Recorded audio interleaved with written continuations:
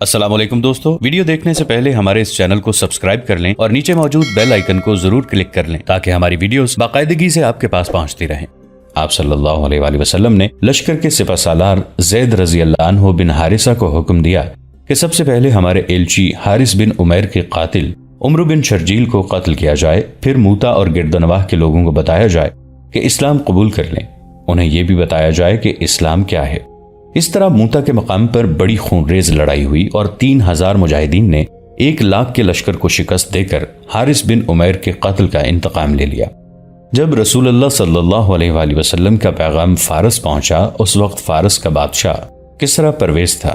پرویز کا غرور اور تکبر مشہور تھا۔ اس وقت فارس بہت بڑی جنگی طاقت تھی اور فارس کی سلطنت عرب کے علاقوں تک پھیلی ہوئی تھی۔ پورا عراق فارس کی سلطنت میں شامل تھا۔ کسریٰ پرویز کے متعلق تقریباً تمام مورخوں نے لکھا ہے کہ عرب کے جو علاقے سلطنت فارس میں شامل نہیں تھے، پرویز انہیں بھی اپنی عملداری میں سمجھتا تھا۔ اس وقت کسریٰ پرویز اپنے دربار میں تخت طاؤس پر بیٹھا تھا جب اسے اطلاع ملی کہ مدینہ سے محمد صلی اللہ علیہ وآلہ وسلم کا ایلچی آیا ہے۔ کیا چاہتا ہے؟ پرویز نے پوچھا۔ شرف باریابی کسریٰ اعظم، دربان نے جواب دیا۔ شاید کوئی پیغام لایا ہے۔ محمد صلی اللہ علیہ وآلہ وسلم خود کیوں نہیں آیا؟ کسریٰ پرویز نے رونت آمیز لہجے میں کہا۔ کیا اپنے آپ کو کسی ملک کا بادشاہ سمجھتا ہے کہ خود نہیں آیا؟ وہ اس خوش فہمی میں مبتلا معلوم ہوتا ہے کہ ہم نے اسے اللہ کا رسول مان لیا ہے۔ اسے معلوم نہیں کہ مدینہ ہمارے قدموں میں پڑا ہے۔ بلاؤ اس ایلچی کو۔ تاریخ میں اس ایلچی کا نام نہیں ملتا۔ بہرحال وہ صحابہ کرام میں سے تھے۔ وہ کسریٰ کے دربار میں داخل ہوئے۔ درباری شان و شوکت سے وہ ذرا سا بھی مرعوب نہ ہوئے۔ سلامتی ہو تجھ پر اے شہنشاہ فارس، ایلچی نے کہا، اور رحمت ہو تجھ پر اس اللہ کی جو وحدہ لا شریک ہے اور جس کے سوا کوئی معبود نہیں۔ میں محمد الرسول اللہ صلی اللہ علیہ وآلہ وسلم کا پیغام لایا ہوں۔ ہم تجھے اس لیے معاف کرتے ہیں کہ تو کسریٰ کے دربار کے آداب سے واقف نہیں۔ کسریٰ پرویز نے کہا، جو سر یہاں آ کر جھکتا نہیں وہ کاٹ دیا جاتا ہے۔ لا، پیغام دے، کیا ہے؟ ایک درباری نے آگے بڑھ کر ایلچی سے پیغام لیا اور کسریٰ پرویز کے ہاتھ میں دے دیا۔ کسریٰ نے پیغام پڑھا اور اس کے ہونٹوں پر طنزیہ مسکراہٹ آ گئی۔ سب سن لو، کسریٰ پرویز نے درباریوں سے مخاطب ہو کر کہا، عرب کے اس بدو نے ہمیں لکھا ہے کہ اسلام قبول کر لو، پھر اس نے لکھا ہے کہ اسلام کیا ہے؟ درباریوں نے اپنے شہنشاہ کی خوشنودی کے لیے قہقہہ لگایا۔ کسریٰ پرویز نے پیغام پھاڑنا شروع کیا اور اس کے چھوٹے چھوٹے ٹکڑے کر دیے۔ ان ٹکڑوں کو اس نے اپنی ہتھیلی پر رکھا اور ہتھیلی کو اپنے منہ کے قریب کر کے زور سے پھونک ماری۔ پیغام کے پرزے ہوا میں اڑے اور بکھر کر دربار کے فرش پر گرے۔ تو جا سکتا ہے، پرویز نے رسول اللہ صلی اللہ علیہ وآلہ وسلم کے ایلچی سے کہا۔ ہم نے پیغام کا جواب دے دیا ہے۔ اگر کسریٰ سوچ کر جواب دیتا تو اس میں اسی کی بھلائی تھی، ایلچی نے کہا۔ اللہ تیرا نگہبان ہو۔ ایلچی وہاں سے نکل آیا۔ ایک تیز رفتار قاصد کو فوراً بلاؤ، کسریٰ پرویز نے کہا۔ اس کے آنے تک پیغام لکھو۔ علامہ شبلی نعمانی اپنی تصنیف الفاروق میں لکھتے ہیں کہ کاتب فوراً آگے آ گیا اور لکھنے بیٹھ گیا۔ یہ پیغام یمن کے حاکم بازان کو لکھا گیا۔ یمن فارس کی عملداری میں تھا۔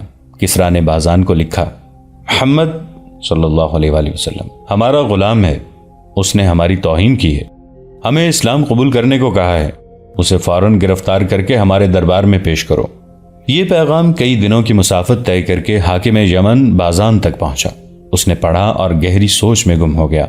اس کے پاس اس کا ایک جرنیل بیٹھا ہوا تھا۔ اس نے بازان کے ہاتھ سے پیغام لے کر پڑھا۔ کسریٰ کو یہ حکم دینا چاہیے تھا کہ مدینہ پر حملہ کرو، جرنیل نے کہا۔ محمد صلی اللہ علیہ وآلہ وسلم کو ہم کیسے گرفتار کر سکتے ہیں؟ ادھر مدینہ میں ایلچی رسول اللہ صلی اللہ علیہ وآلہ وسلم کو بتا رہا تھا کہ کسریٰ پرویز نے پیغام کے ساتھ کیا سلوک کیا ہے۔ اس کی سلطنت اسی طرح ٹکڑے ٹکڑے ہو کر بکھرے گی۔ رسول کریم صلی اللہ علیہ وآلہ وسلم نے فرمایا۔ جس وقت کسریٰ پرویز کو یہ پیغام دیا گیا تھا، اس وقت اس کا ایک بیٹا شیرویہ دربار میں موجود تھا۔ وہ خوبصورت جوان تھا۔ اس کی نظریں اس حسین اور نوجوان لڑکی پر بار بار جاتی اور کچھ دیر اس کے چہرے پر جمی رہتی تھیں جو کسریٰ کے پہلو میں تخت طاؤس پر بیٹھی تھی۔ یہ لڑکی جو حسن اور شباب کا ایک شاہکار تھی، پرویز سے نظریں چرا کر شیرویہ کو دیکھ لیتی اور اس کے ہونٹوں پر تبسم آ جاتا، اور جب کسریٰ اس کا ایک ہاتھ اپنے ہاتھ میں مسلتا یا جب لڑکی کے عریاں شانوں پر بکھرے ہوئے گہرے بادامی رنگ کے ریشم جیسے نرم و ملائم بالوں پر ہاتھ پھیرتا تو لڑکی کا تبسم یوں مسکراہٹ میں تبدیل ہو جاتا جیسے کلی کھل کر پھول بن گئی ہو۔ اس لڑکی کا نام ازدیبہ تھا और किसरा परवेज उसे प्यार से आज़दी कहता था। उसे दरबार में अपने साथ तख्त पर बिठाता और दरबारियों के साथ बातें करते अज़दीबा के हाथों और बालों से खेलता रहता था। उसने एक आदत ये बना ली थी कि जब किसी को सजाए मौत सुनाता तो अज़दीबा की कमर में बाजू डालकर उसे अपने साथ लगा लेता और इस तरह मुस्कुराता जैसे उसने अज़दीबा की फरमाइश पूरी की हो। अज़दीबा यूं खुलकर मुस्कुराती जैसे किसी की मौत का फैसला सुनकर उसे दिली खुशी हुई हो। कोई 1 महीना पहले का वाक़या है। परवेज का बेटा शेरविया हरनों के शिकार के लिए गया। उसके साथ 20-22 आदमी थे, जिनमें कुछ उसके मुहाफिज थे। मुलाजिम थे 3-4 खुशामदी हाकिम और एक सालारी के ओहदे का आदमी था। शेरविया घोड़े से उतरा, छुप छुप कर आगे गया और एक हिरन पर तीर चलाया। हिरन जिस्म में तीर लेकर दौड़ पड़ा। शेरविया दौड़कर पीछे आया, घोड़े पर सवार हुआ और घोड़े को हिरन के पीछे एड़ लगा दी। हिरन जख्मी होने के बावजूद दूर निकल गया। शेरविया का घोड़ा उस तक पहुंच गया। शेरविया ने घोड़ा हिरन पर चढ़ा दिया और उसे गिरा लिया। शेरविया के साथ उसके मुहाफिज थे। उन्होंने मरे हुए हिरन को उठा लिया और शेरविया अपने साथियों की तरफ चल पड़ा। उनके करीब पहुंचा तो उसके साथियों ने दादो तहसीन के नारे लगाने शुरू कर दिए, जैसे उसने हिरन को नहीं बल्कि शेर को उसके साथ खाली हाथ लड़कर मारा हो। शेरविया दादो तहसीन के इस खुशामदी हंगामे से बेनियाज एक हसीनो जमील और नौजवान लड़की पर नजरें जमाए हुए था, जो वहां एक आदमी के पास खड़ी थी और उस आदमी के पीछे छुपने की कोशिश कर रही थी। यह आदमी कोई अजनबी था। इसके साथ 2 और अजनबी आदमी थे। उन तीनों ने आगे आकर और झुककर शेरविया को सलाम किया। कौन है ये? शेरविया ने अपने अफसरों से पूछा। हम मुसाफिर हैं, उन अजनबियों में से एक ने कहा। बगदाद जा रहे हैं, हम वहीं के रहने वाले ताजिर हैं। हम आप ही की रियाया हैं, उनमें से एक और ने कहा। यहां से गुजरे तो उन्होंने बताया कि शहजादा शेरविया शिकार खेलने आए हैं। आपको देखने की ऐसी तमन्ना थी कि हम रुक गए। ये सुना था कि शहजादा शेरविया इतना खूबसूरत जवान है कि जो एक बार देख ले वो नजरें किसी और तरफ कर ही नहीं सकता। तीसरे अजनबी ने कहा, और हमने लोगों को ये कहते भी सुना है कि सल्तनत फारस का शहनशाह शेरविया को होना चाहिए। और ये लड़की तुम में से किसकी बेटी है? शेरविया ने पूछा। तीनों ताजिरों ने एक दूसरे की तरफ देखा और खुसर पुसर की। शेरविया के साथ फारस की फौज का जो जर्नैल आया हुआ था, उसने शेरविया को हल्का सा इशारा किया। शेरविया जर्नैल के साथ जरा परे चला गया। ये लड़की इनमें से किसी की भी बेटी नहीं, जर्नैल ने शेरविया को बताया। ये सोतेले बाप के जुल्म सितम से भागी हुई लड़की है। हम इनसे पूछ चुके हैं। इस लड़की का बाप मर गया तो माँ ने दूसरी शादी कर ली। लड़की को आप देखें, क्या इतनी खूबसूरत लड़की आपने पहले कभी देखी है? सोतेले बाप की नीयत इस लड़की पर खराब हो गई।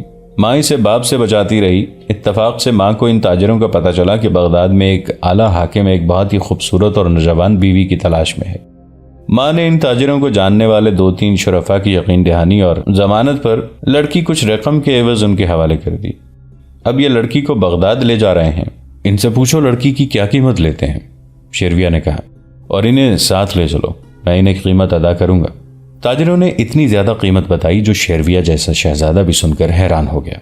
मैं चाहूं तो लड़की को बिला कीमत यहीं रख सकता हूं, शेरविया ने कहा, और तुम बगदाद कभी नहीं पहुंच सकोगे। होने वाले किसरा से हमें ऐसी बेइंसाफी की तवक्को नहीं थी, एक ताजिर ने कहा। इश्क इंसाफ और बेइंसाफी में तमीज नहीं किया करता, शेरविया ने कहा। मुझे इस लड़की से इश्क हो गया है। हमने इस लड़की की जो कीमत अदा की है वो तो हमें मिलनी चाहिए, ताजिरों में से एक ने कहा। लड़की ये गुफ्तगू सुन रही थी। वो दौड़कर शेरविया के पास आ गई। मैं इन लोगों के साथ नहीं जाऊंगी, लड़की ने शेरविया के आगे दो जानू होकर और उसके दोनों हाथ अपने हाथों में लेकर रोते हुए कहा। ये लोग मुझे रक्कासा बनाकर दौलत कमाएंगे और मेरी इस्मत के साथ खेलेंगे। मैं इनकी मिल्कियत नहीं, मैं किसरा के शहजादे से इंसाफ और तहफ्फुज चाहती हूँ। क्या शहजादा मुझे अपनी पनाह में नहीं ले सकता? क्यों नहीं, शेरविया ने कहा। मैंने तुम्हें अपने दिल में पनाह दे दी है। शेरविया ने लड़की को बाजुओं से पकड़कर उठाया और उसे अपने बाजुओं के घेरे में लेकर अपने साथ चिपका लिया। तुम तीनों, शेरविया ने लड़की को अपने सामने से हटाकर कहा, अपने घोड़ों पर सवार हो जाओ और अपनी मंजिल की राह लो। हुक्म-उदूली की सजा जानते हो क्या है? तीनों ताजिर अपने घोड़ों पर सवार हुए और चल पड़े। रात का पहला पहर था। वही जर्नैल और वही हाकिम आला जो शेरविया के साथ शिकार पर गए थे, किसरा परवेज के पास बैठे उसकी मदासराई कर रहे थे। आज हमारा शहजादा शेरविया शिकार खेलने गया था, परवेज ने कहा, और सुना है तुम सब उसके साथ थे। हाँ किसरा आजम, जर्नैल ने कहा। शहजादा नौजवान है, हम उसे अकेला नहीं छोड़ सकते थे। क्या शिकार किया? एक हिरन, किसरा आजम, एक हाकिम ने जवाब दिया। ہم آپ کے ساتھ شہزادے کی شکار کی ہی بات کرنا چاہتے ہیں، جرنیل نے کہا۔ شہزادہ شیرویہ ایک نوجوان لڑکی کو اپنے ساتھ لایا ہے۔ جرنیل نے تفصیل سے سنایا کہ یہ لڑکی اس کے ہاتھ کس طرح لگی تھی، پھر کہا، لڑکی اتنی خوبصورت ہے کہ شہزادہ اسی کا ہو کے رہ جائے گا۔ سلطنت فارس دشمنوں میں گھری ہوئی ہے، ان حالات میں ایک شہزادے کو یہ اجازت نہیں ہونی چاہیے کہ وہ اس طرح آزادی سے کسی لڑکی کو محل میں لے آئے۔ کیا تم سب نے اسے روکا نہیں تھا؟ کسریٰ پرویز نے پوچھا۔ بہت روکا تھا کسریٰ اعظم، جرنیل نے کہا، لیکن ہم اسے حکم نہیں دے سکتے تھے، اس پر جبر نہیں کر سکتے تھے۔ ہم جانتے ہیں کہ ایک شہزادے کی یہ حرکت کسریٰ جیسی عظیم شخصیت کے لیے ناقابل برداشت ہوگی، لیکن ہم آپ کا نمک کھاتے ہیں۔ ہمارے جان و مال عظیم سلطنت فارس کے وقار اور توسیع کے لیے وقف ہیں۔ جرنیل ابھی بول رہا تھا کہ ایک اعلیٰ حاکم نے پرویز کو اس کے بیٹے شیرویہ کے خلاف بھڑکانا شروع کر دیا۔ یہی وہ جرنیل تھا اور یہی وہ اعلیٰ حاکم تھے جو شکار پر شیرویہ کے ساتھ تھے، اور انہوں نے ان تینوں تاجروں سے یہ لڑکی چھیننے میں شیرویہ کی حوصلہ افزائی کی اور تاجروں کو بھگا دیا تھا۔ اور جب وہ لڑکی کو ساتھ لیے شکار سے واپس آ رہے تھے تو راستے میں انہوں نے شیرویہ کی ایسی مدح سرائی کی تھی کہ اسے فارس کا بادشاہ بنا دیا تھا۔ تخت طاؤس پر شیرویہ ہی اچھا لگتا ہے، اور شہزادے کے ساتھ یہ ملکہ، زرتشت کی قسم ایسا خوبصورت جوڑا۔ رعایا شہزادہ شیرویہ کو دیکھتی ہے تو سر تعظیم اور عقیدت سے جھک جاتے ہیں۔ شیرویہ پر ایک تو اتنی حسین لڑکی کا نشہ طاری تھا، اس نشے میں فارس کے اعلیٰ افسروں کے خوشامدانہ الفاظ اضافہ کر رہے تھے۔ شیرویہ کا سینہ پھیلتا اور سر اونچا ہوتا جا رہا تھا۔ وہ یقیناً اپنے آپ کو فارس کا شہنشاہ سمجھنے لگا ہوگا۔ ان حاکموں نے اسے اس کے باپ کے خلاف بھی بھڑکایا تھا، اور پھر شیرویہ کو بھی یقین دلایا کہ اس کے باپ کو پتہ ہی نہیں چلنے دیا جائے گا کہ وہ ایک لڑکی کو ساتھ لایا ہے۔ انہوں نے لڑکی کو ایک بڑے اچھے گھر میں چھپا لیا اور شیرویہ سے کہا کہ لڑکی اسے رات کو فلاں باغ میں ملے گی۔ رات کو یہی حاکم شیرویہ کے باپ کو اس کے خلاف بھڑکا رہے تھے۔ میں ابھی اس کے پاس جاتا ہوں۔ کسریٰ پرویز غصے سے اٹھا اور بولا، لڑکی اسی کے ساتھ ہوگی۔ نہیں کسریٰ اعظم، ایک حاکم نے کہا، لڑکی کو اس نے اپنے ساتھ نہیں رکھا، اس وقت وہ دونوں فلاں باغ میں بیٹھے ہوئے ہوں گے۔ اس نے پرویز کو وہ جگہ بتا دی۔ کسریٰ پرویز اکیلا ہی چل پڑا۔ کیا شیرویہ ایسی جرت کرے گا کہ ابھی باپ کو قتل کر دے؟ جرنیل نے شہری حاکموں سے کہا۔ قتل نہ کیا تو باپ بیٹے میں دشمنی تو پیدا ہو جائے گی، ایک حاکم نے کہا، اور ہم اس دشمنی کو پکا کر دیں گے، ایک اور حاکم نے کہا۔ لڑکی کو پکا رہنا چاہیے، جرنیل نے کہا، اس کی ذرا سی کوتاہی راز فاش کر دے گی، یہ نہ بتا دے کہ ہم نے اسے چھپایا تھا۔ میں نے بڑی اچھی طرح سمجھا دیا تھا، ایک بوڑھے حاکم نے کہا، اور ڈرایا بھی بہت ہے۔ اب جو ہوتا ہے دیکھتے رہو، جرنیل نے کہا، معاملہ بگڑ گیا تو بھگت لیں گے، کسریٰ پرویز کو زندہ نہیں رہنا چاہیے۔ محل کا وہ باغ جنت نظیر تھا، چاندنی اس کے حسن کو دوبالا کر رہی تھی۔ وسط میں ایک چشمہ تھا جس کی شفاف سطح پر چاند نے چاندنی کے چمکتے ذرے بکھیر رکھے تھے۔ پھولوں کی مہک مردہ جسموں میں نئی روح پھونکتی تھی۔ حسین خواب سے زیادہ حسین باغ میں چشمے کے کنارے دو خوبصورت انسان ایک دوسرے کے ساتھ یوں چپک کر بیٹھے ہوئے تھے جیسے ایک ہی جسم ہو۔ ایک شیرویہ تھا اور دوسری وہ لڑکی تھی جسے شیرویہ جنگل سے لایا تھا۔ لڑکی نے اپنا نام ازدیبہ بتایا تھا۔ یہ ایک دوسرے میں گم ہو گئے تھے۔ شباب اور عشق کا خمار انہیں دنیا و مافیہا سے بہت دور لے گیا تھا۔ مجھے کب تک چھپائے رکھو گے؟ ازدیبہ نے سرگوشی کی۔ چند دن، شیرویہ نے کہا، پھر ہماری شادی ہو جائے گی۔ کیا شاہی خاندان میں مجھے قبول کر لیا جائے گا؟ ازدیبہ نے شیرویہ سے ذرا الگ ہو کر کہا، میں رعایا میں سے ہوں، میرا کوئی وارث بھی نہیں۔ ایک آدمی کو تمہارا باپ بنایا جائے گا، شیرویہ نے کہا، اسے عراق یا شام کے کسی قبیلے کا سردار ظاہر کیا جائے گا۔ شکار پر جو افسر میرے ساتھ تھے وہ ایسا انتظام کریں گے کہ تم اس کے ساتھ محل میں آؤ گی۔ یہ افسر میرے باپ سے کہیں گے کہ شیرویہ کی شادی اس لڑکی کے ساتھ ہونی چاہیے۔ وہ میرے باپ کو قائل کر لیں گے۔ وہ میرے باپ کو بتائیں گے کہ لڑکی کا باپ بہت امیر اور وسیع اثر و رسوخ والا آدمی ہے اور اپنے علاقے میں وہ سلطنت فارس کا ایک مضبوط ستون ہے۔ ان پر ایک سایہ پڑا جسے ان دونوں نے شاید اس لیے نظر انداز کر دیا ہوگا کہ بادل کا ٹکڑا چاند کے آگے آ گیا ہے، لیکن سایہ ان کے اوپر سے گزرا نہیں، ان کے اوپر ہی ٹکا رہا۔ کسریٰ پرویز کی سلطنت کے ستون بہت مضبوط ہیں شہزادے، سائے میں سے آواز آئی۔ شیرویہ اور ازدیبہ نے چونک کر پیچھے دیکھا۔ کسریٰ پرویز ان کے سر پر کھڑا تھا۔ اس نے ازدیبہ کو بازو سے پکڑ کر اٹھایا۔ شیرویہ اپنے باپ اور ازدیبہ کے درمیان آ گیا۔ میرے ساتھ بات کریں، شیرویہ نے کہا، اسے میں لایا ہوں، یہ مجھے نہیں لائی۔ پرویز نے ایک آدھ قدم پیچھے ہٹ کر شیرویہ کے منہ پر زور سے تھپڑ مارا۔ کیا تو نے کبھی کسی کو کسرا کے راستے میں آتے دیکھا ہے؟ کسرا پرویز نے کہا، احمق شہزادے، کیا میں اسی عمر میں تجھے اس طرح ایک لڑکی میں گم ہوتے برداشت کر لوں گا کہ تجھے دنیا کا ہوش ہی نہ رہے؟ چلا جا یہاں سے، آج سے تو محل سے باہر نہ نکلے۔ پرویز لڑکی کو ساتھ لے کر چلا اور شرویہ وہیں کھڑا وہ گال ملتا رہا جس پر اس کے باپ کا تھپڑ پڑا تھا۔ کچھ دیر بعد لڑکی کسرا پرویز کے سونے کے کمرے میں اس کے ساتھ بے تکلفی سے باتیں کر رہی تھی۔ کیا تم میرے اس بیٹے کو چاہتی ہو؟ پرویز نے پوچھا۔ اگر میں نے آپ کے بیٹے کے خلاف کوئی بات کہہ دی تو آپ ناراض ہو جائیں گے، ازدیبا نے کہا۔ اگر میں تم سے ناراض ہوتا تو میں تمہیں اس پلنگ پر نہ بٹھاتا، پرویز نے کہا۔ جو کہنا ہے وہ کہہ دو۔ آپ کا یہ بیٹا احمق ہے، ازدیبا نے کہا۔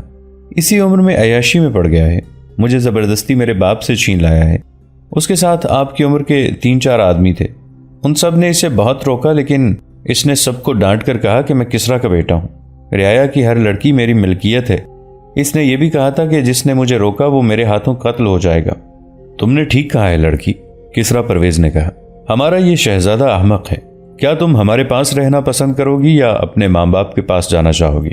کیا فارس کے شہنشاہ مجھے اپنے پاس رکھنے کے قابل سمجھتے ہیں؟ ازدیبا نے التجا کے لہجے میں کہا۔ تم جیسے پھول کو کون اپنے سینے سے لگا کر نہیں رکھنا چاہے گا، پرویز نے اسے اپنے قریب کرتے ہوئے کہا۔ شہنشاہ کا دل اتنا کشادہ اور مشفق ہے تو یہ میری خوش نصیبی ہے، ازدیبا نے کہا۔ پھر کچھ سوچ کر بولی، لیکن مجھے شہزادے سے خوف آتا ہے، وہ مجھے قتل کرا دے گا۔ ہم نے اسے محل میں نظر بند کر دیا ہے، کسرا پرویز نے کہا۔ وہ محل کی حدود سے باہر نہیں جا سکتا، باغ میں گھوم پھر سکتا ہے اور تم ہر وقت میرے ساتھ رہو گی۔ ازدیبا کی وہ رات کسرا پرویز کے ساتھ گزری۔ اگلے روز پرویز نے شرویہ کو بلایا اور اسے حکم دیا کہ وہ محل سے باہر نہیں جا سکتا اور محل کے اندر اور حرم کے کمروں کے قریب سے بھی نہیں گزر سکتا۔ شرویہ نے باپ کو کھری کھری سنا دی۔ باپ بیٹے میں خاصی بد کلامی ہوئی۔ میں تمہارا یہ جرم معاف نہیں کر سکتا، کسرا پرویز نے کہا، اور معاف کرنے والوں میں سے میں بھی نہیں ہوں، شرویہ نے کہا۔ اسی روز ان حاکموں میں سے ایک جو شرویہ کے ساتھ شکار کھیلنے کے لیے تھے شرویہ سے ملا۔ ایک باپ کو اپنے بیٹے کے ساتھ ایسا سلوک نہیں کرنا چاہیے، حاکم نے شرویہ سے کہا۔ کسرا کو چاہیے تھا کہ اس لڑکی کو محل سے نکال دیتا، لیکن لڑکی آپ سے چھین کر اپنے پاس رکھ لی ہے۔ میں نے کسرا کو اپنا باپ سمجھنا چھوڑ دیا ہے، شرویہ نے کہا۔ ہم دیکھ رہے ہیں کہ کسرا پرویز عیش و عشرت میں گم ہوتا چلا جا رہا ہے، حاکم نے کہا۔ ادھر مسلمان ایک جنگی طاقت بنتے جا رہے ہیں، رومی الگ ہمارے لیے خطرہ بننے جا رہے ہیں۔ ہم صرف آپ کو دیکھ رہے ہیں، صرف آپ ہیں جو سلطنت فارس کو تباہی سے بچا سکتے ہیں۔ پھر دوسرے حاکم باری باری شرویہ سے ملے اور اس کے ساتھ اس کے باپ کے خلاف باتیں کی۔ جرنیل نے تو اسے بہت ہی زیادہ بھڑکایا۔ سب اسے کہتے تھے کہ اس کا باپ سلطنت کو تباہ کر رہا ہے۔ شرویہ نوجوان تھا، اس لیے ازدیبا جیسی حسین لڑکی کے متعلق اس کے جذبات اس کے قابو سے باہر ہو گئے۔ وہ اب کسرا پرویز کو باپ نہیں بلکہ رقیب کہتا تھا۔ کچھ دنوں بعد پرویز کو کہیں باہر جانا تھا، وہ چلا گیا تو ایک رات باغ کے ایک گوشے میں شرویہ اور ازدیبا کی ملاقات ہوئی۔ مجھے اپنے بوڑھے اور ظالم باپ سے آزاد کراؤ، ازدیبا روتے ہوئے بار بار شرویہ سے کہتی تھی۔ میں تمہارے ساتھ آئی تھی، میں تمہاری ہوں، اگر تمہارے باپ نے مجھے نہ چھوڑا تو میں کچھ کھا کر مر جاؤں گی۔ تم نہیں مرو گی، شرویہ نے پرعزم لہجے میں کہا۔ کسرا پرویز مرے گا اور وہ میرے ہاتھوں مرے گا۔ یہی ازدیبا کسرا پرویز کے ساتھ ہوتی تھی تو اسے شرویہ کے خلاف مشتعل کرتی رہتی تھی۔ اس کے نتیجے میں پرویز شرویہ کو بہانے تراش کر ڈانٹ دیتا اور اس پر پابندیوں میں اضافہ کر دیتا تھا۔ کسرا پرویز 4-5 دنوں بعد واپس آیا۔ اس عرصے میں ازدیبا 2 بار شرویہ سے ملی۔ اس نے اپنے دلکش جسم اور قیامت خیز شباب کی حرارت سے اور زبان کے جادو سے بیٹے کو باپ کا جانی دشمن بنا دیا۔ اس دوران جرنیل اور 4-5 اعلیٰ افسر شرویہ سے ملتے رہے اور اس کے دماغ پر نقش کر دیا کہ کسرا فارس وہی ہے، اس کا باپ سلطنت کو تباہ کر دے گا۔ کسرا پرویز واپس آ گیا۔ 1-2 دنوں بعد وہ دربار میں ازدیبا کو ساتھ لیے تخت طاؤس پہ بیٹھا تھا۔ شرویہ بھی دربار میں موجود تھا۔ رسول کریم صلی اللہ علیہ وآلہ وسلم کا الجی پیغام لے کر آ گیا جو کہ پرویز نے پھاڑ کر اس کے پرزے پرزے بکھیر دیے۔ اس کے ساتھ ہی اس نے حاکم یمن کو حکم بھیجا کہ محمد صلی اللہ علیہ وآلہ وسلم کو گرفتار کر کے ہمارے دربار میں پیش کیا جائے۔ دوستو آج کے لیے اتنا ہی۔ اسی کہانی کی اگلی قسط کے ساتھ بہت جلد حاضر ہوں گے۔ نیچے کامنٹ سیکشن میں اپنی رائے کا اظہار ضرور کیجیے گا۔